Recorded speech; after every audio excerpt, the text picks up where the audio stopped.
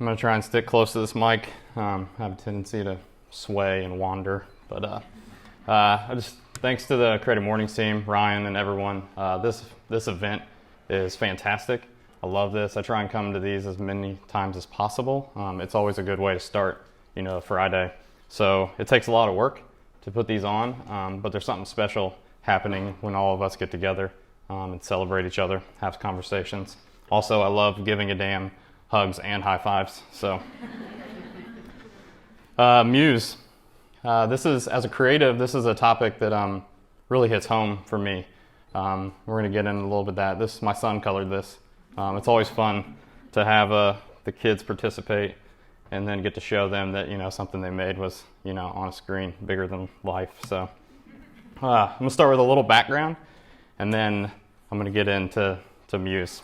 So a few people here today have known me my entire life, and they know that my actual name is Robert Charles Ewing, and still call me by that sometimes. And that was important growing up because my dad wanted to name me Charlie, and he called me Charlie for the first 12 years of my life. So I had this identity problem where I was pretty adamant that my name was Robert, and I wasn't a big fan of the name Charlie. Sometime around 8th grade, some friends started calling me Bob. I was not very happy about that, as you can imagine. I'm like 8th grader and my name's Bob. It didn't really seem to fit. As I've gotten older, I've kind of embraced the simplicity of the name and kind of the commonality of it, just knowing that I'm unique in my own way. So plus it comes with lots of fun nicknames like Bobby, Boob, and thanks to the internet and social media, Bob. Apparently some people think my name is Bob Wing, so that's always fun to explain. So, I was born and raised just outside of Indianapolis, and this city and this state means a lot to me, and it's really responsible for how I've grown up and my values and morals. And it's been amazing to see this creative community grow over the last 38 years, and then also just the city. We've come such a long way in the last decade. It's amazing, and it's just an amazing place to be. And because of that, growing up in this area, I get to inspired to create things like this Midwest T-shirt. I'm gonna sprinkle in a little bit of work right here at the beginning, and then this pennant, to celebrate my city. These were just things that were done for fun. They weren't necessarily paid gigs. Just inspired by the place I live to make something. I love this. So there's a new illustration of Jesus in a Ferrari. I thought that might be a little pretentious, but a friend of mine, Josh Ariza, he has this brand called Chomp. He's an incredible illustrator, and I just love, it's Jesus surfing. It's pretty fantastic. But this is important. Probably wondering why Jesus is surfing on the screen. It's important because in my life, Jesus is number one. I'm a Christian, and I made that decision for a couple reasons, because I want to be responsible and respectful for how I'm raising my kids, and I want them to grow up in a world where we treat people with respect. And as a Christian, the number one rules are to love God and love your neighbor. And I think if we did a lot more of that, and we just get rid of a lot of negativity. So this is important, number one thing in my life. And because of that, inspired to make things like this. This is on our wall, hangs above our bed, just kind of signifying that His love never fails and that my wife and I's love never fails. Love one another, simple. Too much negativity in the world. So these hooligans, these are the next. My beautiful wife, Stephanie, she's here today. It's always sorry. This always happens. It's always special when I can publicly profess my love and how much she does for me, because that goes a long way. It makes up for the mistakes I'm going to make over the next month or so. But honestly, without her, I wouldn't be here today. She really is like my rock, and has supported me and gotten me to the place that I am. Continues to support me. And then those two little ones. Arden I'm holding. She's almost 8, and my son Nixon, our son, is almost 5. Arden will argue anything with you. It's so draining and also like so rewarding that she's like can be passionate about the simplest thing, like go brush your teeth and and get ready for bed, and then she'll just go off on a tangent about how she's not ready to do that, and like so I hope she keeps that, although it drives Steph and I crazy. And then Nixon, there's not a lot to say about him. He's either the sweetest person or he's a total meathead, and there's like a line there, and he's just jumping back and forth all the time. So my family, tying into Muse and inspiration, they really are my muse, and they inspire me to create things like Mother's Day cards, invites for Arden's first birthday. He's took a lot of work. I often joke that Nixon's first invite was his first birthday invite was an Evite. So he's the second. But we did do like 2 color letterpress birth announcements. He even got to press check them at Mama Sauce down in Orlando. So that's always fun. And then also like one of the things that I get to collaborate with my kids on, and these growth charts, we started doing these for Nixon, and Arden's always like, why didn't you do that for me? And I'm like, well, I wasn't in a place where I thought of that idea when you were this young. So we did these 3 months, stud muffin, 9 months. It's going to get a lot weirder when he's 18, but we're going to keep doing it. 1, sweet and spicy. This is when he started, the meathead side started to come into him. Turd sandwich, made fresh daily. And then meathead, 4 pounds. This one, it looks like he's like doing blue steel there, but he's really mad at us actually. This one went terrible. So I do some stuff for my daughter too, so it's always fun to create something. So just a parental advisory. This next slide is a reenactment of my children's birth.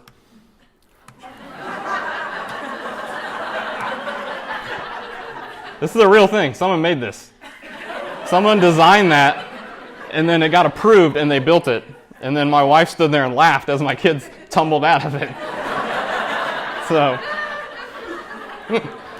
So I'm also, by day, I'm a senior designer at a company in the pyramids called Element 3. And I get to work with a lot of cool people there, get to do cool things, like work for Airstream. I get to draw lots of elephants. That's always fun. But I think mainly I'm a letterer at heart. I'm an illustrator and a graphic designer. So I'm kind of embracing the full Bob thing at this point. And I really enjoy illustrating and drawing letters. It's just something that like it's soothing and comforting for me, and I just continue to learn and push and grow there. Like this, all crap. And then one last thing, and we'll get to it. I'm also the co-owner of a nonprofit called Inch by Inch. My good friend Drew Hill, who you might have seen out front at the table, selling some 1-inch buttons and merch and stuff. We started this about 4 years ago. It started as a 1-inch monthly button club. Anyone that grew up in the 90s kind of remembers, bands and 1-inch buttons. And that's kind of where it started. And the whole idea is that we are here to support youth art education. So we're a nonprofit organization ourselves, but we actually donate our profits to 2 charities, one here locally called Art with the Heart, who you may be familiar with, and one in Chicago called 826 Shy, both serving inner city, underserved kids with after school and summer school programs. And this is a side project. It's just a passion project that Drew and I kind of fill our, all that spare time that we have as parents and just creatives. And it's been fun, and it often gets pushed to the side. And I think as I make this next transition in my life, I'm kind of excited about being able to dedicate more time to this, because I think it does a lot of good, and it really kind of rejuvenates me. In just under 4 years, we've donated $25,000 to those 2 charities. When I say that,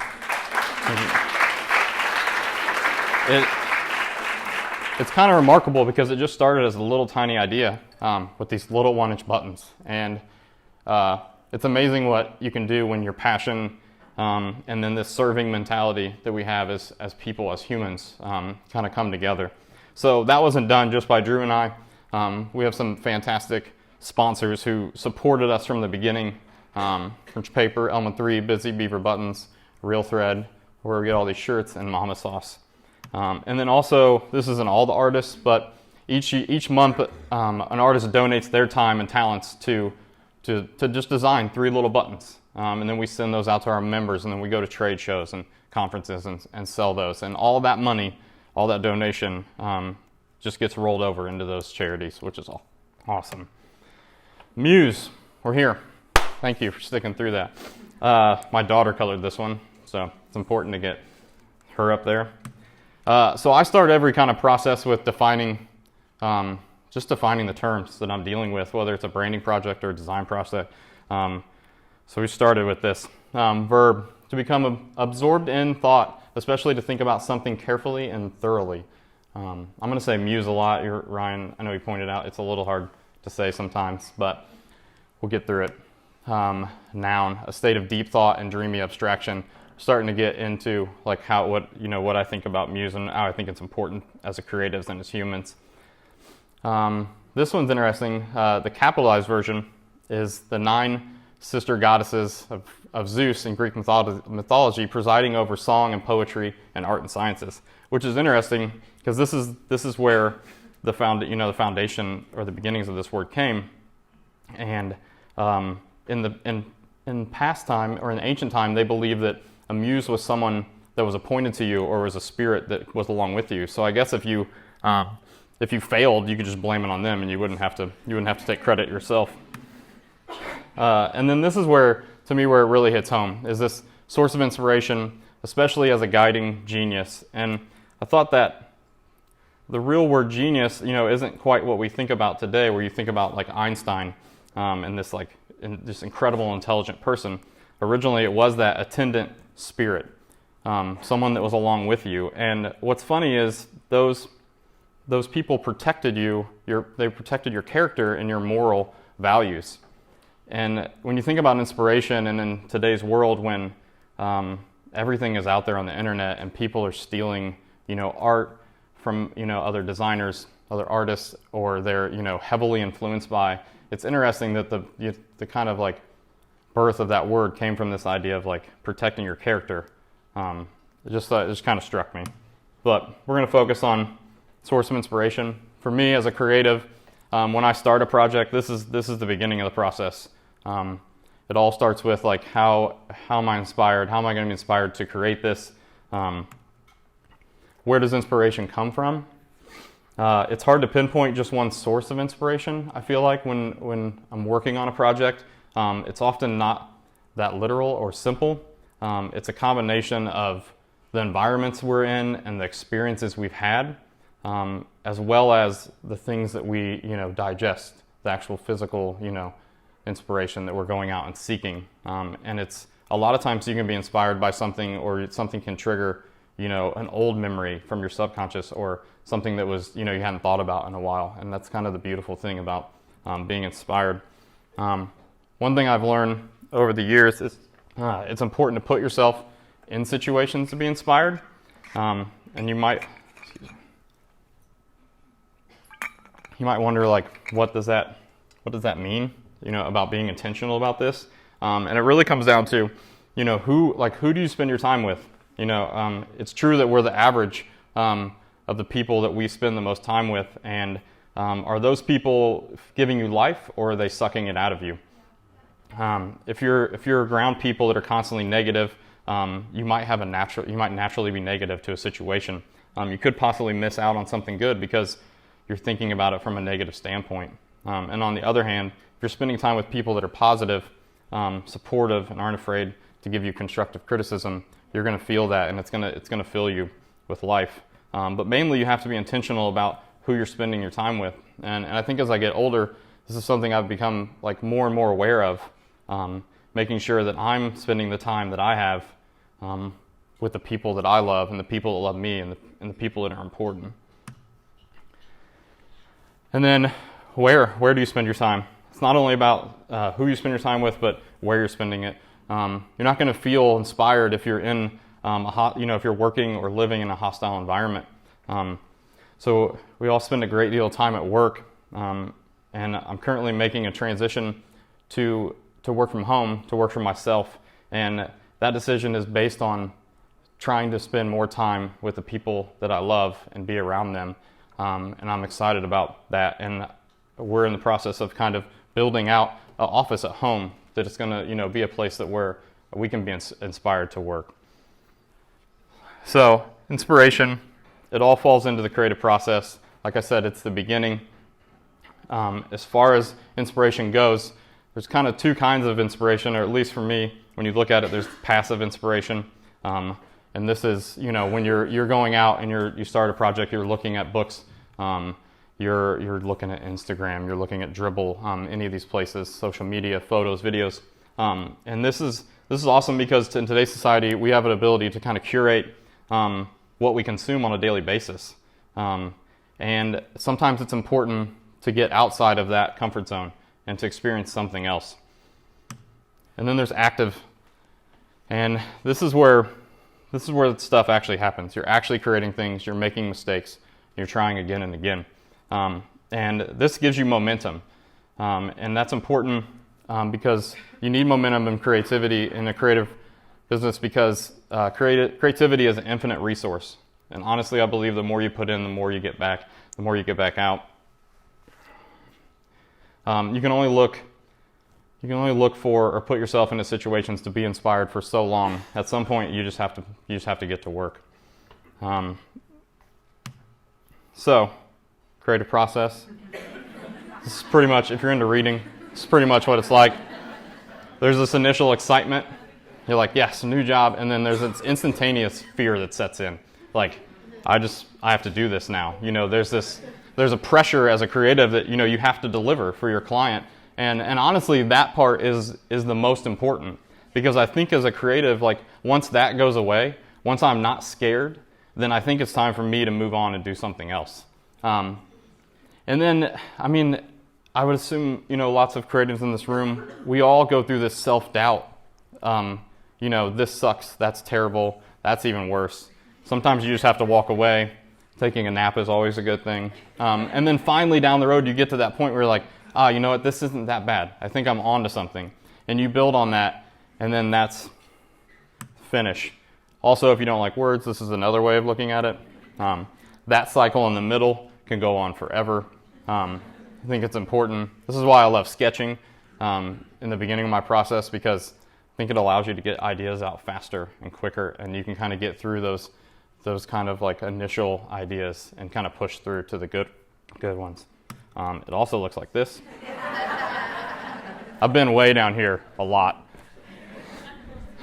Spend a lot of my time outside of that process. So there's a point. The point here is that inspiration will only get you so far. The creative process isn't always easy. You should think more about experiences you have. The easier this all would be. But in all honesty, you have to remind yourself to push through those rough spots, those points of doubt, and just keep going. And I think, as I get older, and you think this gets easier, but it honestly doesn't. This process is difficult every time, but I think you just realize that you have to push through. So for any like young creatives that are feeling this or going through this, just know that it doesn't get easier. So take that for what it's worth. But what you do know is you get more confident in your ability to finish the job and to deliver a project. So I just have a couple final thoughts to kind of wrap this thing up. Just remember that we get to do this for a living, and it's a privilege. It's easy to sit back and complain, but by far this is the most cush job I've ever had. I've done a lot of other terrible jobs, not terrible, but just harder jobs. And showing up and sitting behind a desk and working on these tools is a privilege. The people that came before us, that built, the foundation for what we do, they had, 1/1,000,000th of the power that we had. And they did amazing work too. So there's far too much negativity in the world to add to it. So sometimes you just need to shut up and get back to work. Be a good listener. Oh, also I forgot to caveat that these are also things I'm working on personally. This isn't me just sitting up here telling you guys to do something. All of this stuff I still struggle with and I'm still working on. But be a good listener. It makes you a better friend. This is a struggle. This one's tough for me. My brain is like I was trying to figure out how to describe this. Oh, so someone said this. I heard this earlier. Like, I can read a page on a book and I can tell you everything I thought about while I was reading that page, but I couldn't tell you one word that I read on the book. And that's like the constant, I feel like that's how my brain is a lot of times, just too many things going on. And sometimes I just need to remind myself that someone is talking to me and they need my full attention. And with kids, that's been a good lesson because they require your attention. And they don't care what your day was like, how good or bad it was. You come home and they're ready to party, which is awesome. What we do isn't special, but who we share it with is. We're creative people. We're not made to keep all this in. I honestly believe that we are here, put on this earth to be in relationship with other people. That's why we have events like this. It's important to get out and share what you do with others. You never know who you might inspire, or who might, just need that little spark or that little positivity, and you could change someone's day. This is one, as I kind of move into this new chapter, I've been in this kind of moment of retrospection, and trying to figure out, what makes the most sense for me and my family. And that life is way bigger than just me. It's way bigger than us. Just trying not to be so self-centered. And I don't think I'm naturally a selfish person, but I think as creatives sometimes it can be a lot about us and me, and just trying to have more empathy for others. Meet people in places that maybe they aren't where you think they should be, but meet them there and help them get where they're trying to go. The work we do is not the most important things in our lives. We're meant for so much more. Don't get me wrong, I love what I do and I love to create. And I don't think that'll ever go away. But the people are far more important. Don't take the ones that mean the most to you for granted. And right along that, invest in others. None of this would be possible without God's grace. Someday all the things you've created will be gone and forgotten. But by investing in others, helping others, inspiring others, giving your time and talents to others, that will be your legacy. That will be how you're remembered. And as I said, I'm kind of halfway through the second decade of my creative career. I just turned 38 years old. My kids are getting older, which means I'm getting older, I guess. That's how that works. And like I said, because of my faith, I've been going through this kind of retrospective season, thinking about where I come from and the things I've done and how fast the first 40 years of my life went. During this time, I'm taking stock of what's important in my life and most importantly, how I spend my time. And we only get so many days and we won't know when that last day is until it's too late. So I pray that each of us, start living our lives with intentionality, a purpose that's more than self-serving, and thinking about how we can inspire others. And just I kind of want you to go into this next day, the rest of this day, with the same intentionality and passion of my son dunking this basketball in slow motion.